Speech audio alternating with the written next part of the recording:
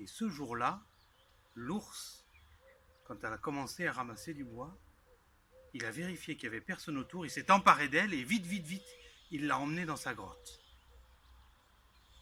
Oh, pas pour lui faire du mal, pas pour la blesser, pas pour la violenter, non, non. Ça faisait longtemps qu'il était amoureux d'elle, l'ours. Alors il l'a emmenée dans sa grotte et dans sa grotte, il avait installé un superbe lit de mousse toute douce. Et il l'a posé sur la mousse. Et il avait mis des pétales de fleurs. Et il avait cueilli des baies, des framboises, des pommes aussi, des noix.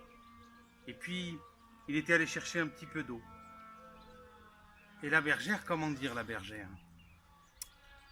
Elle n'était pas habituée à ce qu'on prenne soin d'elle comme ça. Elle racontait tout ça à Jean avec des yeux un peu émerveillés et un peu nostalgiques. Elle a expliqué que son fils c'était Jean de l'ours. Et que l'ours, il allait pas être content quand il s'en rendrait compte. Et elle avait raison. Quand il s'est rendu compte qu'il s'était sauvé, l'ours,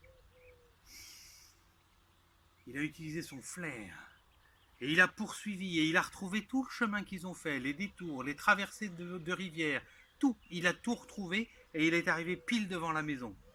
Et là, il a grogné, il a raclé, il a griffé avec ses grandes pattes d'ours la porte. Il est devenu forgeron. Avec cette force énorme qu'il avait, c'était tout trouvé. Il s'est fait embaucher à la forge du village, il a commencé à taper, taper, taper. Et le forgeron lui a dit, comme on dit à tous les apprentis forgerons, vas-y, hésite pas, tape de toutes tes forces. Alors Jean, il a pris la plus grosse masse et il a tapé de toutes ses forces. Et du premier coup, il a fêlé l'enclume. Puis un jour, Jean, il est devenu tellement grand et tellement fort que le village lui a paru tout petit. Il s'était pas fait que des copains parce que quand il se disputait, quand il se chamaillait, Jean, même amicalement, il vous tapait dans le dos, il vous envoyait à 3 mètres.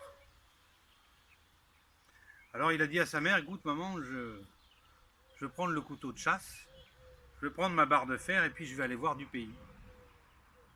Bon, c'est le destin des mères, elle l'a laissé partir, elle lui a fait un bisou, elle a dit, reviens-moi si tu peux, reviens me voir de temps en temps.